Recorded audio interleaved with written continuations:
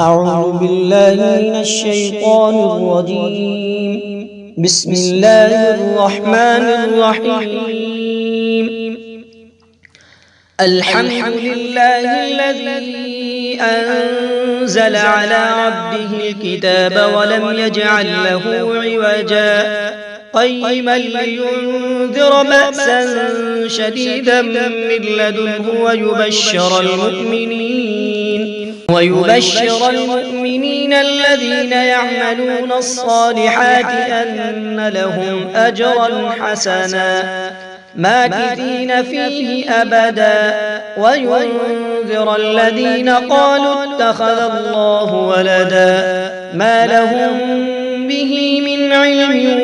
ولا لآبائهم كبرت كلمة تخرج من أفواههم إن يقولون إلا كذبا فلعلك باخع نفسك على آثارهم إن لم يؤمنوا بهذا الحديث أسفا إنا جعلنا ما على الأرض زينة لها لنبلوهم أيهم أحسن عملا وإنا لجاعلون ما عليها صعيدا جرزا أم حسبت أن أصحاب الكهف والرقيم كانوا من آياتنا عجبا إذ أوى الفتية إلى الكهف فقالوا ربنا آتنا من لدنك رحمة وهيئ لنا من أمرنا رشدا فضربنا على آذانهم في الكهف سنين عددا ثم بعثناهم لنعلم أي الحزبين أحصى لما لبثوا أمدا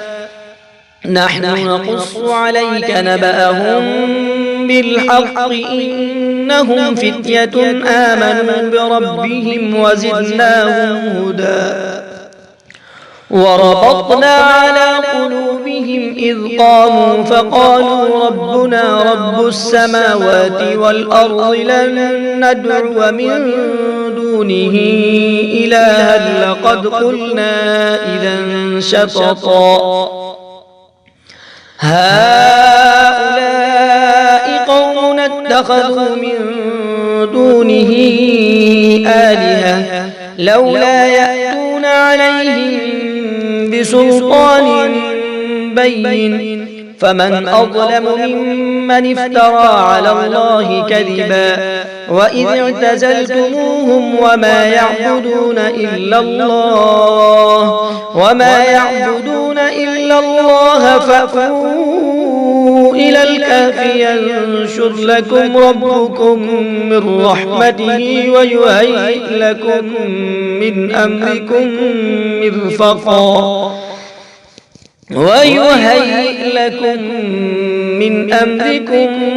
مرفقا وترى الشمس إذا طلعت تزاور عن كهفهم ذات اليمين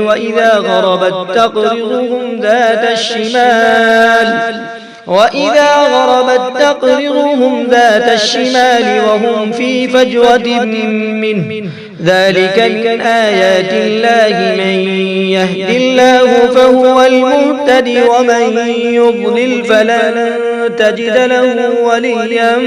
مرشدا وتحسبهم أيقاظا وهم رقود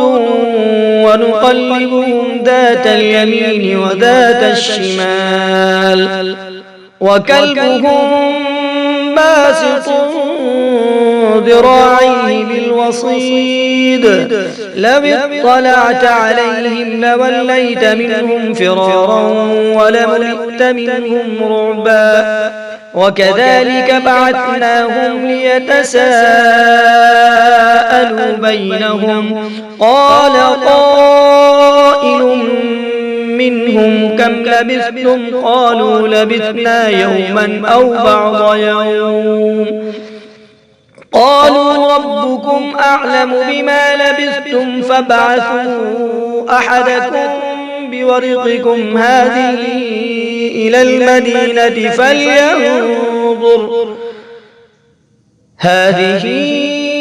إلى المدينة فلينظر أيها أزكى طعاما فليأتكم برزق منه وليتلطف ولا يشعرن بكم أحدا إنهم إن يظهروا عليكم يرجموكم أو يعيدوكم في ملتهم ولن تفلحوا إذا أبدا. وكذلك أعثرنا عليهم ليعلموا أن وعد الله حق وأن الساعة لا ريب فيها إذ يتنازعون بينهم أمرهم فقالوا ابنوا عليهم بنيانا ربهم أعلم بهم قال الذين غلبوا على أمرهم لنتخذن عليهم مسجدا سيقولون ثلاثة رابعهم كلبهم ويقولون خمسة سادسهم كلبهم رجما بالغيب ويقولون سبعة وثامنهم كلبهم قل ربي أعلم بعدتهم ما يعلمهم إلا قليل فلا تمار فيهم إلا مراء ظاهرا ولا تستفت فيهم منهم أحدا ولا تقولن لشيء إني فاعل ذلك غدا إلا أن يشاء الله واذكر ربك إذا نسيت وقل عسى أن يهديني ربي لأقرب من هذا رشدا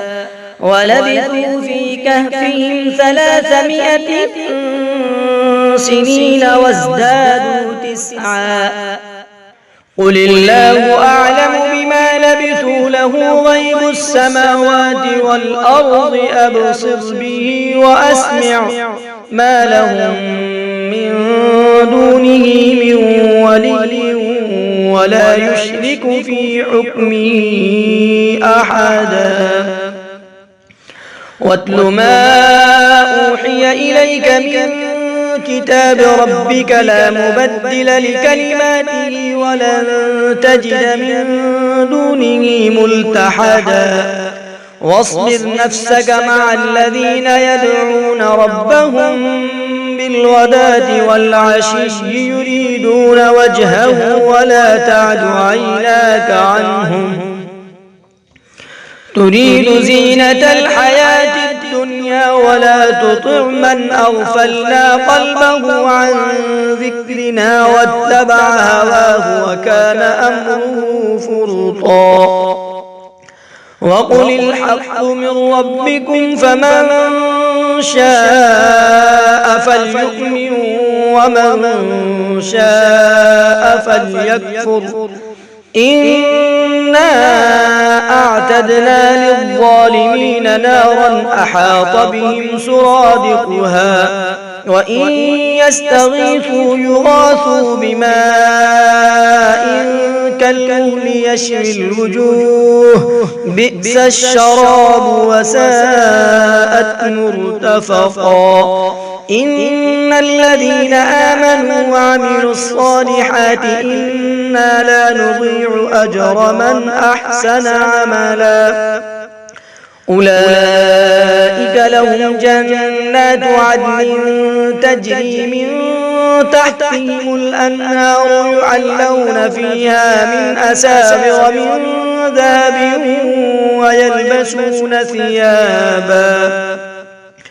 ويلبسون ثيابا خضرا من سندس وإستبرق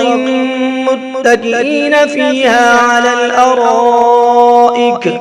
نعم الثواب وحسنت مرتفقا واضرب لهم مثل الرجلين جعلنا لأحدهما جنتين من أعناب وحففناهما بنخل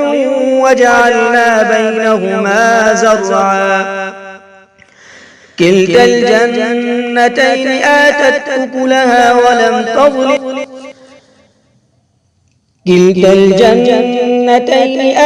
أكلها ولم تظلم منه شيئا وفجرنا خلالهما نهرا وكان له ثمر فقال لصاحبه وهو يحاوره أنا أكثر منك مالا وأعز نفرا ودخل جنته وهو ظالم لنفسه قال ما أظن أن تبيد هذه أبدا وما أظن الساعة قائمة ولئن رددت إلى ربي لأجدن خيرا منها منقلبا قال له صاحبه وهو يحاوره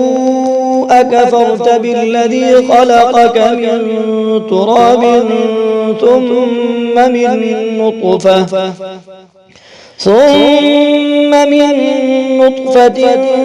ثم سواك رجلا لكن هو الله ربي ولا أشرك بربي أحدا فعسى ربي أن يؤتيني خيرا من جنتك ويرسل عليها حسبانا من السماء فتصبح صعيدا زلقا أو يصبح ماؤها غورا فلن تستطيع له طلبا وأحيط بثمره فأصبح يقلب كفيه على ما أنفق فيها وهي خاوية على عروشها ويقول يا ليتني لم أشرك بربي أحدا ولم تكن له فئة ينصرونه من دون الله وما كان منتصرا هنالك الولاية لله الحق هو خير ثوابا وخير عقبا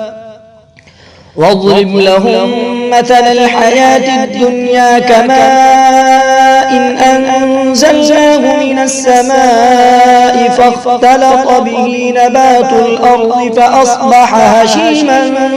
تذروه الرياح وكان الله على كل شيء مقتدرا المال والبنون زينة الحياة الدنيا والباقيات الصالحات خير عند ربك ثوابا وخير أملا ويوم نسير الجبال وترى الأرض بارزة وحشرناهم فلم نغادر منهم أحدا وعرضوا على ربك صفا لقد جئتمونا كما خلقناكم أول مرة بل زعمتم أن لن نجعل لكم موعدا ووضع الكتاب فترى المجرمين مشفقين مما فيه ويقولون يا ويلتنا ما لهذا الكتاب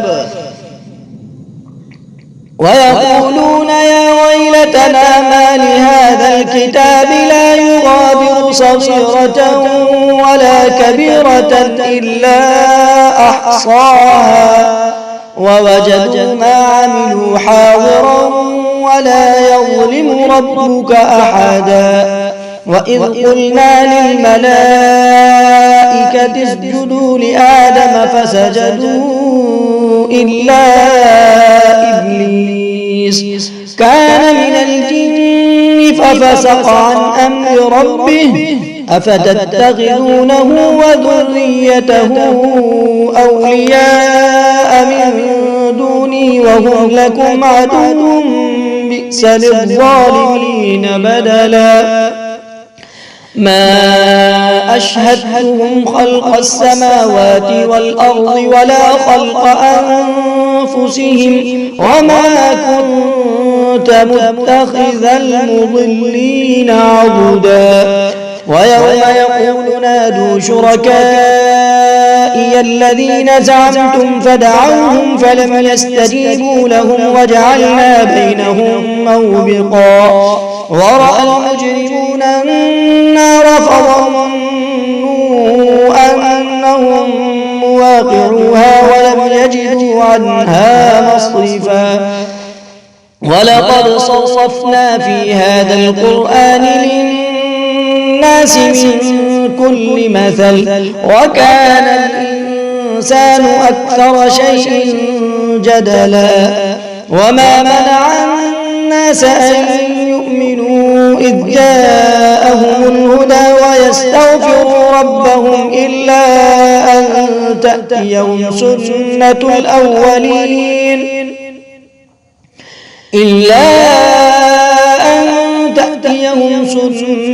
الأولين أو يأتيهم العذاب قبلا وما نرسل المرسلين إلا مبشرين ومنذرين ويجادل الذين كفروا بالباطل ليدحضوا به الحق واتخذوا آياتي وما أنذروا هزوا ومن أظلم ممن ذكر بآيات ربه فأعرض عنها ونسي ما قدمت يداه إنا جعلنا على قلوبهم أكنة أن يفقهوه وفي آذانهم وقرا وإن تدعوهم إلى الهدى فلن يهتدوا إذا أبدا وربك الغفور ذو الرحمة لو يؤاخذهم بما كسبوا لعجل لهم العذاب بل لهم موعد لن يجدوا من دونه موئلا وتلك القرى أهلكناهم لما ظلموا وجعلنا لمهلكهم موعدا وإذ قال موسى لفتاه لا أبرح حتى أبلغ مجمع البحرين أو أمضي حقبا فلما بلغا مجمع بينهما نسيا حوتهما فاتخذ سبيله في البحر سربا فلما جاوزا قال لفتاه آتنا غداءنا لقد لقينا من سفرنا هذا نصبا قال أرأيت إذ أوينا إلى الصخرة فإني نسيت الحوت وما أنسانيه إلا الشيطان أن أذكره واتخذ سبيله في البحر عجبا قال ذلك ما كنا نبغي فارتدا على آثارهما قصصا فوجدا عبدا من عبادنا آتيناه رحمة من عندنا وعلمناه من لدنا علما قال له موسى هل أتبعك على أن تعلمني مما علمت رشدا قال إنك لن تستطيع معي صبرا وكيف تصبر على ما لم تحط به خبرا قال ستجدني إن شاء الله صابرا ولا أعصي لك أمرا. قال فإن اتبعتني فلا تسألني عن شيء حتى أحدث لك منه ذكرا. فانطلقا حتى إذا ركبا في السفينة خرقها. قال أخرقتها لتغرق أهلها لقد جئت شيئا إمرا. قال ألم أقل إنك لن تستطيع معي صبرا. قال لا تؤاخذني بما نسيت ولا ترهقني من أمري يسرا. فانطلقا حتى إذا لقيا غلاما فقتله. قال أقتلت نفسا زكية بغير نفس لقد جئت شيئا نكرا. قال ألم أقل لك إنك لن تستطيع معي صبرا. قال إن سألتك عن شيء بعدها فلا تصاحبني قد بلغت من لدني عذرا. فانطلقا حتى إذا أتيا أهل قرية استطعما أهلها فأبوا أن يضيفوهما فوجدا فيها جدارا يريد أن ينقض فأقامه. قال لو شئت لاتخذت عليه أجرا. قال هذا فراق بيني وبينك سأنبئك بتأويل ما لم تسطع عليه صبرا. قال هذا فراق بيني وبينك سأنبئك بتأويل ما لم تستطع عليه صبرا. أما السفينة فكانت لمساكين يعملون في البحر فأردت أن أعيبها وكان وراءهم ملك يأخذ كل سفينة غصبا. وأما الغلام فكان أبواه مؤمنين فخشينا أن يرهقهما طغيانا وكفرا فأردنا أن يبدلهما ربهما خيرا منه زكاة وأقرب رحما. وأما الجدار فكان لغلامين يتيمين في المدينة وكان تحته كنز لهما وكان أبوهما صالحا. فأراد ربك أن يبلغا أشدهما ويستخرجا كنزهما رحمة من ربك وما فعلته عن أمري ذلك تأويل ما لم تسطع عليه صبرا. ويسألونك عن ذي القرنين قل سأتلو عليكم منه ذكرا. إنا مكنا له في الأرض وآتيناه من كل شيء سببا فأتبع سببا حتى إذا بلغ مغرب الشمس وجدها تغرب في عين حمئة ووجد عندها قوما. قلنا يا ذا القرنين إما أن تعذب وإما أن تتخذ فيهم حسنا. قال أما من ظلم فسوف نعذبه ثم يرد إلى ربه فيعذبه عذابا نكرا. وأما من آمن وعمل صالحا فله جزاء الحسنى وسنقول له من أمرنا يسرا. ثم أتبع سببا حتى إذا بلغ مطلع الشمس وجدها تطلع على قوم وجدها تطلع على قوم لم نجعل لهم من دونها سترا كذلك وقد أحطنا بما لديه خبرا ثم أتبع سببا حتى إذا بلغ بين السدين وجد من دونهما قوما لا يكادون يفقهون قولا قالوا يا ذا القرنين إن يأجوج ومأجوج مفسدون في الأرض فهل نجعل لك خرجا على أن تجعل بيننا وبينهم سدا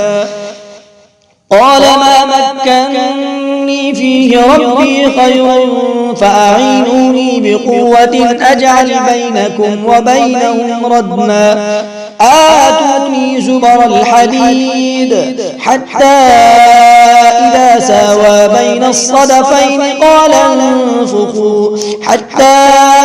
إذا جعله نارا قال آتوني أفرغ عليه قطرا فما استطاعوا أن يظهروه وما استطاعوا له نقبا قال هذا رحمة من ربي فإذا جاء وعد ربي جعله دكاء وكان وعد ربي حقا وتركنا بعضهم يومئذ يموج في بعض ونفخ في الصور فجمعناهم جمعا وعرضنا جهنم يومئذ للكافرين عرضا الذين كانت أعينهم في غطاء عن ذكري وكانوا لا يستطيعون سمعا أفحسب الذين كفروا أن يتخذوا عبادي من دوني أولياء إنا أعتدنا جهنم للكافرين نزلا قل هل ننبئكم بالأخسرين أعمالا الذين ضل سعيهم في الحياة الدنيا وهم يحسبون أنهم يحسنون صنعا أولئك الذين كفروا بآيات ربهم ولقائه فحبطت أعمالهم فلا نقيم لهم يوم القيامة وزنا ذلك جزاؤهم جهنم بما كفروا واتخذوا آياتي ورسلي هزوا إن الذين آمنوا وعملوا الصالحات كانت لهم جنات الفردوس نزلا خالدين فيها لا يبغون عنها حولا قل لو كان البحر مدادا لكلمات ربي لنفد البحر قبل أن